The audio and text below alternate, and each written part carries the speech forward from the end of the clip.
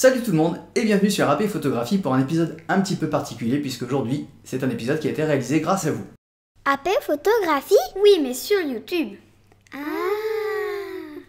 Dans l'épisode du jour, nous allons voir ensemble 3 exemples d'avant-après.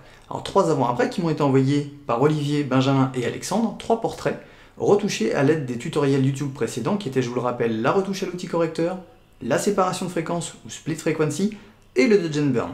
Donc ces 3 tutoriels cumulés là ont permis à Olivier, Benjamin et Alexandre de retoucher des portraits de leur workflow et de me les transmettre via ma page Facebook. Vous pouvez également me transmettre vos avant-après via la page Facebook, sachant que je peux être amené à émettre des critiques dessus, mais également tous les fans de la page peuvent donner leur avis sur les images postées. C'est l'avantage, c'est que ça vous permet d'avoir de multiples avis et de multiples critiques pour améliorer votre travail.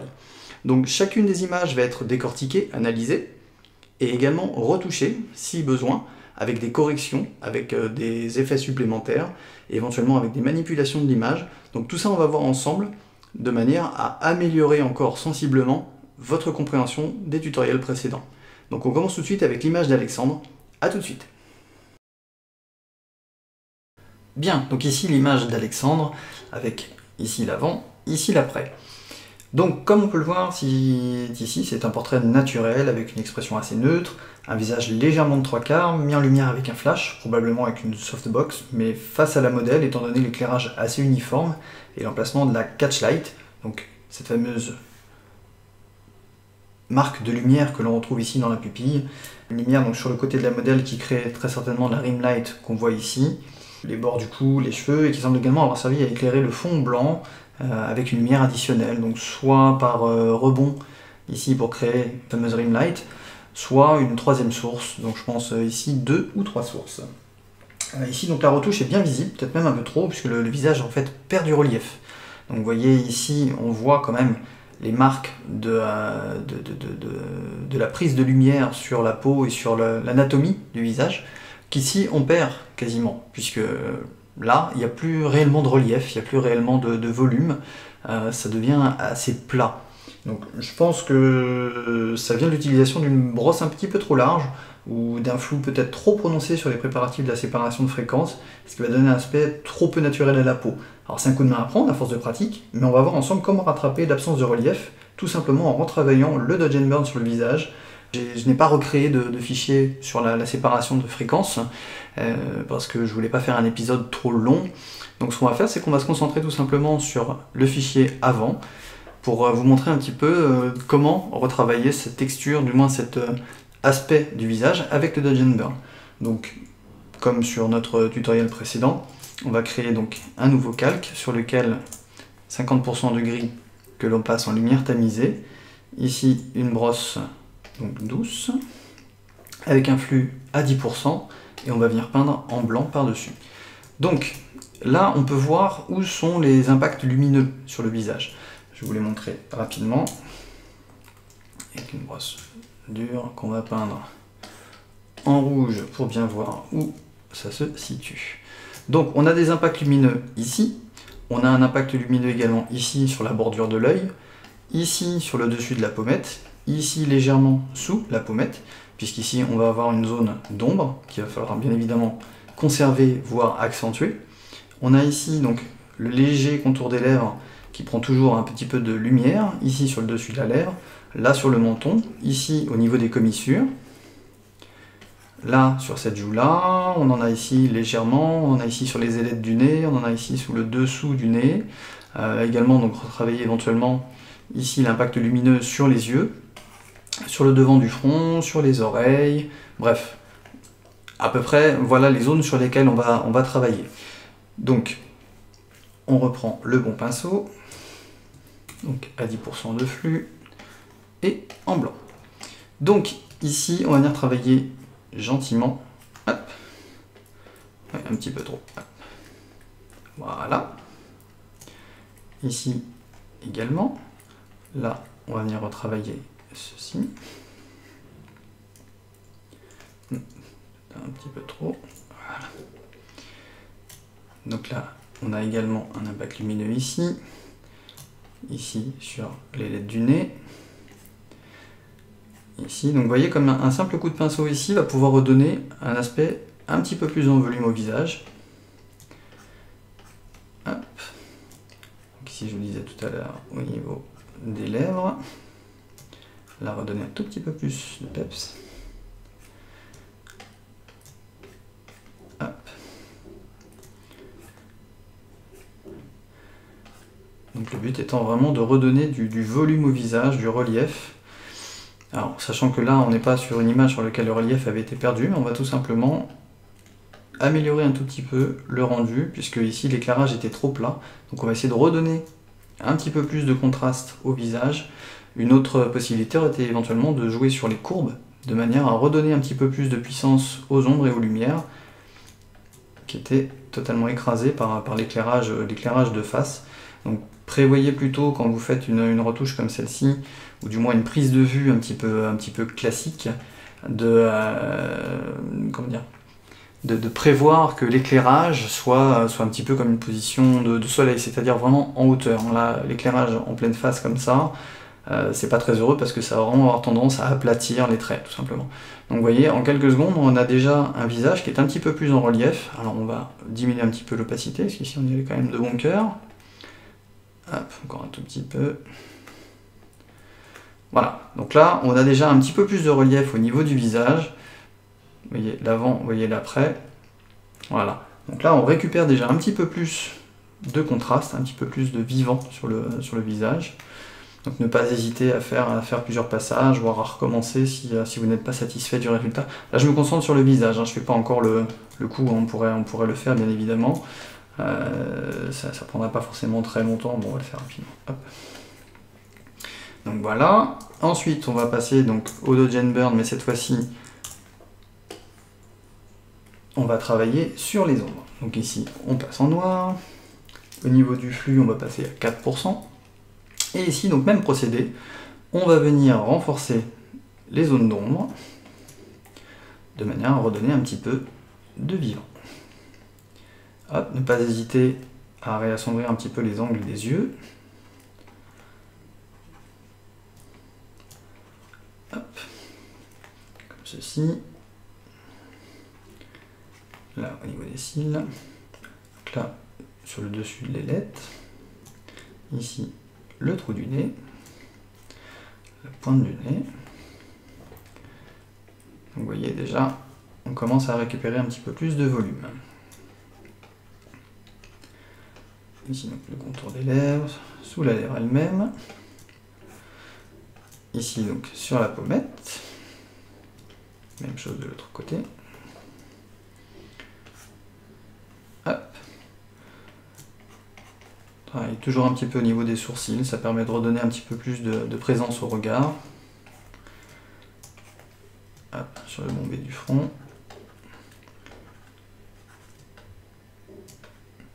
Ici bien au niveau des angles, puisque c'est là également que vont se répercuter les ombres et les lumières. Hop. Là, l'ombre sous le cou, qui est toujours forcément présente. Alors après, on peut la diminuer avec notamment un réflecteur, mais pas la faire totalement disparaître, parce que sinon on perd ce côté vivant. Voilà. Donc ici, on a bien de nouveau des ombres, de nouveau un petit peu plus de lumière. On va diminuer un tout petit peu mon travail sur les ombres. Voilà. On regroupe ça. Donc voilà, l'avant et l'après. Donc vous voyez qu'ici, on a tout simplement resculpté le visage. On lui a redonné un aspect beaucoup plus naturel.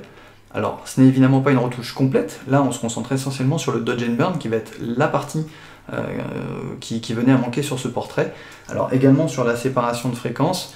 Alors, la séparation de fréquences telle qu'elle a été faite par Alexandre, malheureusement, je pense que le flou était trop prononcé, ce qui fait que non seulement ça faisait disparaître les différentes imperfections de la peau, mais ça faisait également disparaître toutes les particularités de cette peau. Ici, on a des jolies taches de rousseur, il ne faut pas les faire disparaître. Ce n'est pas une imperfection, au contraire, c'est vraiment quelque chose d'esthétique sur un visage.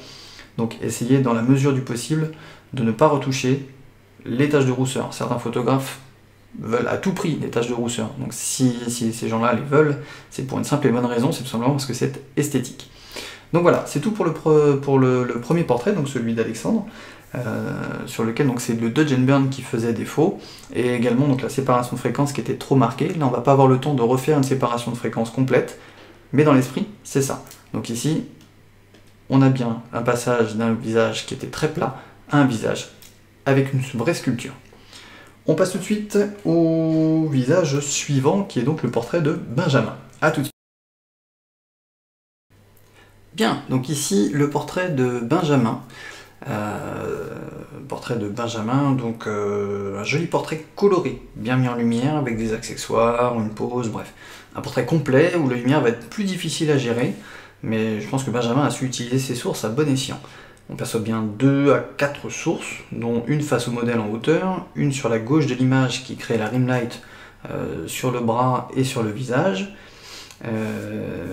une sur la droite de l'image pour le dos et le cou, donc ici, probablement une dernière pour le fond avec des gélatines colorées, donc bon, un plan d'éclairage complexe, mais qui donne au portrait toute sa beauté, hein, puisqu'on va avoir vraiment quelque chose de travaillé, de peaufiné. Concernant le traitement, on peut voir de façon évidente le travail de Benjamin, notamment sur les lumières et les ombres, retravaillé, adouci. C'est tout le but de l'exercice. Hein. Ici, si le travail réalisé sur le nettoyage de peau est propre, bien réalisé, on voit bien disparaître un bon nombre d'imperfections, donc nickel. Pour la séparation de fréquences, on voit bien certaines cassures de teinte disparaître. Toutefois, on voit à certains endroits, c'est encore un petit peu visible, donc notamment ici sur le bras par exemple, ou ici sur le dos. Donc bon, l'application de la séparation de fréquences est propre à chacun, en fonction du résultat que l'on souhaite avoir au final. Ici, le portrait se veut humain avant tout, et l'utilisation permet peut-être d'être plus esthétique sans pour autant être parfait, ce qui malheureusement n'est évidemment pas réel. Le dodge and burn, quant à lui, est bien visible. Il y a aussi bien sur les hautes lumières que sur les ombres, peut-être de manière plus évidente sur les hautes lumières, mon avis personnel, peut-être trop net et fin par rapport à certaines ombres. On voit ici notamment un trait vraiment bien dessiné par rapport ici, où la lumière était un peu plus diffuse. Donc ça, je pense que c'est la taille du pinceau qui a dû faire défaut à Benjamin sur l'application du dodge and burn, puisque là, c'est appliqué notamment sur tout ce qui est visible au premier plan, donc ici, le bras. Donc c'est pour ça qu'on le voit de manière un petit peu plus évidente. Donc ce que l'on va faire, c'est la même chose que sur le portrait d'Alexandre. On va reprendre un petit peu le dodge and burn, peut-être recorriger très légèrement la peau, puisqu'ici le travail n'est pas très important. On va travailler cette fois-ci sur le fichier final, tout simplement pour vous montrer comment rattraper un petit peu le travail effectué, notamment des zones sur lesquelles la lumière est peut-être un petit peu trop marquée, ce qui va donner au visage non pas un côté en relief, mais un côté brillant. Un côté brillant qui n'est pas forcément des plus esthétiques. Donc, on ferme l'avant, on se concentre sur l'après. Donc ici, vous avez pu le voir sur le portrait précédent, je ne duplique pas l'arrière-plan puisque je vais travailler directement sur le fichier de base que je n'enregistre pas puisque les images ne sont pas les miennes. Donc, on va commencer par le dodge and burn. Hop, ici avec un calque à 50% de gris en lumière tamisée. Peindre en blanc. Avec un flux à 10%. Donc je vous rappelle, pour agrandir ou rétrécir la taille du pinceau, donc CTRL ALT, gauche-droite pour modifier la taille, et bas et haut pour modifier la dureté. Ici, on a un trait qui est vraiment très marqué, donc ce qu'on va faire, c'est tout simplement élargir un petit peu l'application, ici, du dodge and burn, de manière à donner moins cette impression d'un grand trait de lumière et d'un autre coup d'un grand trait de pinceau. Donc vous voyez là, on diffuse déjà un petit peu plus, donc on garde ce côté mis en relief, mais sans pour autant avoir un côté grand coup de pinceau, ce qui peut donner un aspect forcément très esthétique. Donc on a ici également une zone à mettre un petit peu en avant. Ici, ça paraît pas forcément évident, donc on va y aller très doucement, mais effectivement ça fait partie des zones de haute lumière, donc là je l'ai un petit peu trop forcé. On va l'estomper légèrement. Voilà. Donc toujours pareil ici, la touche X pour permuter entre notre gris à 50% et notre blanc. Ici, donc pareil. Donc là, je reprends un petit peu toutes les zones. Il y en a certaines qui étaient déjà très bien faites. Maintenant, c'est essentiellement pour vous montrer où appliquer ou ne pas appliquer les dodge and burn. Donc là, on a également une zone à reprendre. Là, donc, on a bien ici un travail qui avait été fait sur les pommettes, donc au-dessus, en dessous. Ici, sur le menton, c'est également un tout petit peu trop précis, donc on va essayer d'élargir un petit peu, de manière à donner un côté un petit peu plus diffus, un petit peu plus doux. Là, pareil sur la joue, hop. Plutôt que d'avoir un espèce de point lumineux, on va tout simplement élargir un petit peu plus, de manière à donner un aspect plus doux au portrait. Là, pareil, sur le bras, donc, on a bien une sorte de rim light. Ici, ça peut également être mis en avant, un petit peu trop prononcé. Hop. Donc sur le visage ici, il y avait bien eu un travail de fait, notamment sur l'oreille, on le voit là. Par contre, même chose que tout à l'heure, c'est que le trait, quant à lui, est trop précis, trop fin. Du coup, on va avoir tendance à perdre cet aspect doux de la retouche. Donc ne pas hésiter à donner un coup de pinceau un petit peu moins fin. Ça permettra d'éviter tout simplement de donner cet aspect retouché et rester dans quelque chose au rendu naturel. Donc là, sur l'œil, on voit bien qu'il y a eu un travail de fait sur le Dodge & Burn ici, parce que ce n'est évidemment pas un œil qui paraît naturel. Quand on regarde à 100%, quand on dézoome, voilà, c'est tout à fait naturel. En revanche, quand on zoome à 100%, on voit bien effectivement qu'il y a eu un travail de fait ici avec un tracé de toutes les hautes lumières à mettre en avant. Donc, voilà ce qu'on peut faire déjà sur l'accentuation des hautes lumières pour ne pas donner cet aspect trop visible à la retouche. Donc là, ça donne un coup de lumière de flash naturel, alors que là, ça donne vraiment un aspect coup de pinceau avec ce trait blanc ici, qu'ici on estompe en augmentant un petit peu la taille de la haute lumière. Ce qu'on va faire maintenant, c'est qu'on va travailler également donc les ombres, mais pas que. C'est-à-dire que notre Dodge & Burn va nous permettre, et c'est ce que je vous disais dans un des tutoriels précédents, mince. Merci. Donc ici on va repasser au gris à 50%. Voilà, avec un flux ici à 4%. Donc, je vous le disais également, le Dodge & Burn ne permet pas que d'accentuer les ombres, mais que d'accentuer les lumières. Ça permet également d'estomper les ombres et d'estomper les lumières. Donc ici, on a des zones qui sont vraiment trop claires. Vous voyez, ça fait des impacts lumineux ici, ce qui donne cette espèce d'aspect peau un petit peu grasse. Donc, c'est pas esthétique. Ce qu'on va faire, c'est qu'on va tout simplement l'estomper. Vous voyez, ici, au lieu d'accentuer mes ombres, je diminue tout simplement la lumière. Et vous voyez que l'aspect est un petit peu moins comment dire, brillant. Donc il y a vraiment une différence entre un impact lumineux et une brillance de peau. Une brillance de peau que l'on corrige évidemment avec du maquillage et également en post-prod. Donc là pareil sur le nez.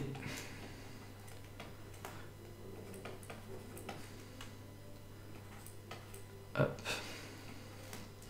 Donc je ne vais pas faire l'intégralité du visage. Et vous voyez déjà que l'aspect est un petit peu moins brillant. Voilà, c'est déjà un petit peu mieux. Et donc ensuite on va pouvoir retravailler les ombres. Donc ici, Benjamin a fait un travail sympathique sur les hautes lumières. Par contre, il n'a pas énormément bossé ses ombres. Donc on va essayer d'accentuer un petit peu ce travail-là sur les ombres, de manière à redonner un petit peu plus de relief au visage. Donc ici, toujours pareil sur l'arête du nez. Hop, ici donc sur le dessous de la pommette.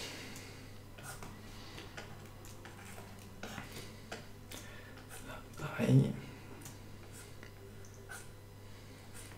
Alors ça fait partie des choses qu'on peut également retoucher en retouche de peau. Les plis naturels du cou, on peut les enlever, c'est comme les petites rides ou rides d'expression, c'est ce que je vous disais sur un tutoriel précédent également, c'est qu'il y a certaines rides qu'il ne faut surtout pas enlever, parce que notamment pour les comédiens et comédiennes, ça fait partie de leur possibilité de jeu d'acteur de jouer sur les rides naturelles de leur visage.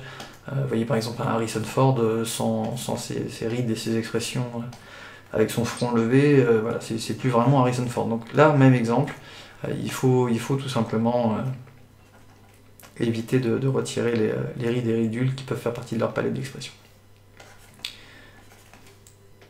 Vous voyez qu'on a déjà un visage un petit peu plus dessiné.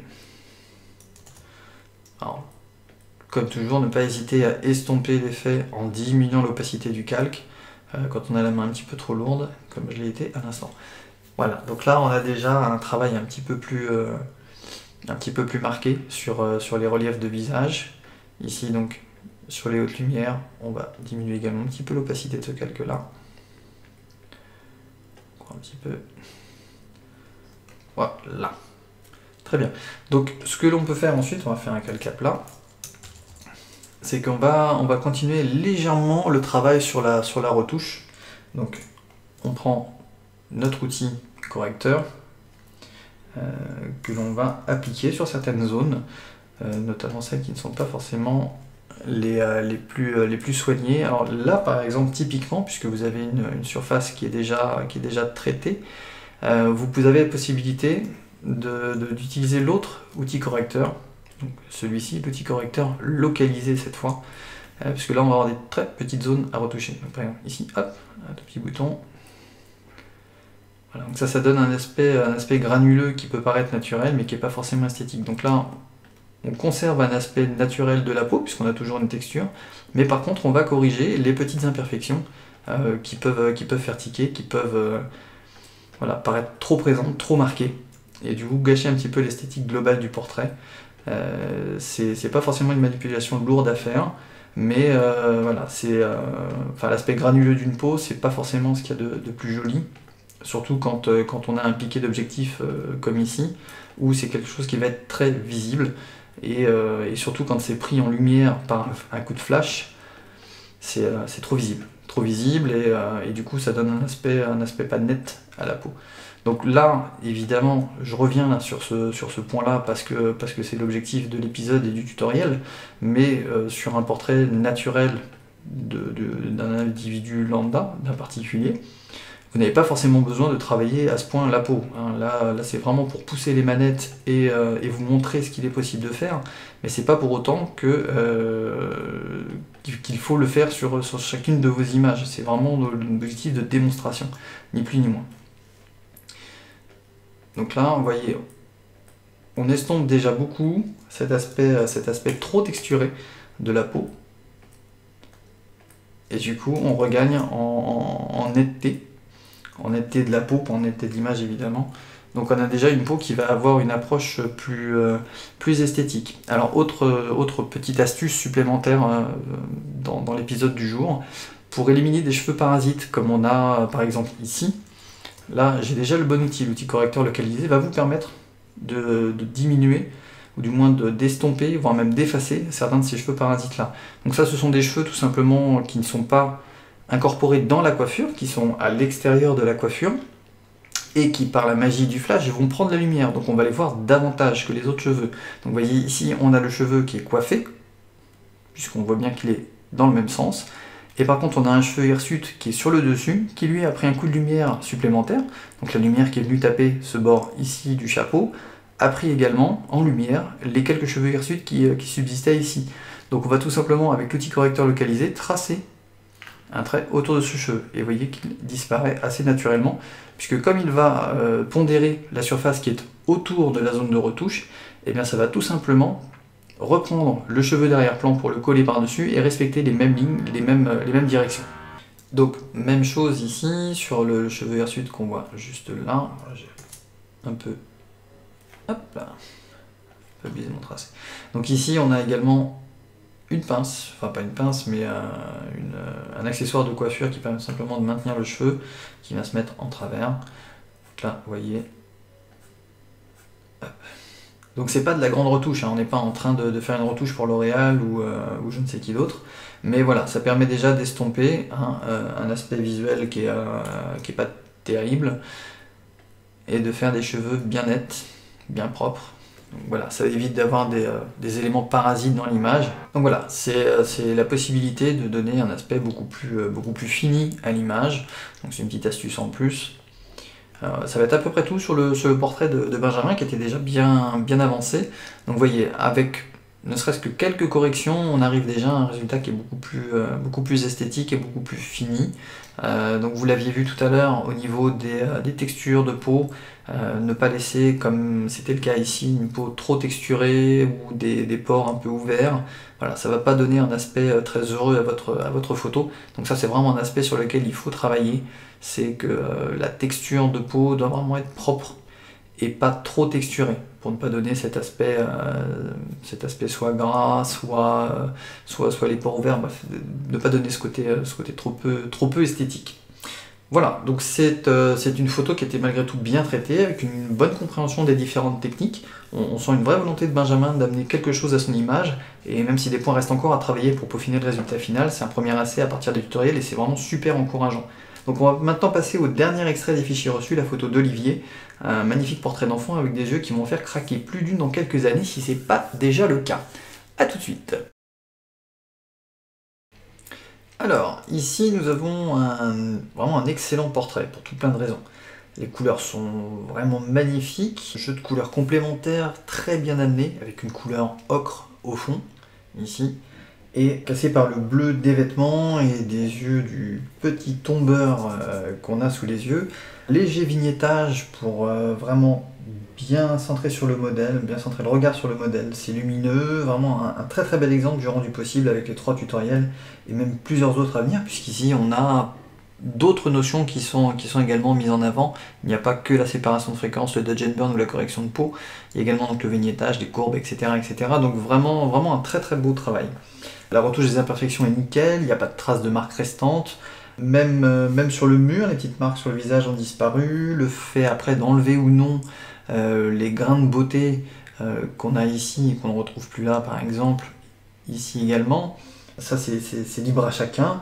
Ici ça colle bien à l'ambiance. Alors attention toutefois pour les retouches d'enfants sur commande et sans demande express de vos clients, essayez de laisser les grains de beauté pour un rendu plus naturel, plus réaliste. Donc la séparation de fréquences est propre, et vraiment bien exécutée. On voit bien que les transitions de teintes sont plus douces, que c'est plus doux, c'est plus fin. Même s'il reste quelques détails ici et là, ça reste un enfant, et le réalisme des portraits d'enfants, c'est généralement mise avec les parents qui veulent surtout reconnaître leur progéniture, c'est normal. Le dodge and burn est vraiment parfaitement maîtrisé. On voit nettement qu'Olivier a bien suivi les hautes lumières présentes et les ombres présentes. Même si elles sont plus discrètes, comme ici par exemple le long du cou, vous voyez c'est ici sur la clavicule également, donc il y a vraiment un respect des hautes lumières qui étaient déjà présentes, c'est bien dosé, le rendu est très visuel. Encore une fois, pour un portrait d'enfant il faut essayer de rester discret, bien relever les hautes lumières sans pour autant les rendre artificielles. Ici j'aime vraiment beaucoup le rendu, hein. C'est très visuel, notamment le travail sur les yeux que j'affectionne vraiment beaucoup, on voit vraiment la mise en avant du regard est très travaillée. Donc c'est vraiment un portrait qui est très bien exécuté. Si on devait faire une critique peut-être plus constructive, ce que j'aurais à faire comme remarque sur le travail d'Olivier, même si je le trouve vraiment très beau, on va avoir des endroits sur lesquels le dodge and burn va être un petit peu trop marqué par exemple.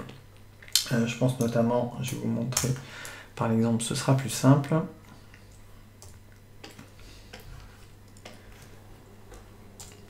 Hop, remonter un petit peu. Donc il y a certains endroits sur lesquels le dodge and burn est un tout petit peu trop marqué. Par exemple ici sur l'oreille, voilà, le trait est très appuyé. Je l'aurais peut-être un petit peu estompé. Ici également sur la clavicule, tout petit peu trop clair. Bon, c'est vraiment histoire de pinailler parce que je voulais avoir quelque chose à dire sur ce portrait qui puisse apporter à d'autres. Mais en soi, il n'y a pas grand chose à redire sur ce portrait, que j'aurais très certainement procédé de la même manière. Là, il y a vraiment un jeu de fait sur l'équilibre des couleurs, sur l'aspect des textures, puisqu'ici on va avoir une sorte de tilt-shift, donc de décentrement, puisqu'on a une zone très nette ici qui va venir s'estomper là le long du visage pour revenir net sur le visage lui-même et repartir sur un bokeh en arrière-plan. C'est vraiment bien exécuté.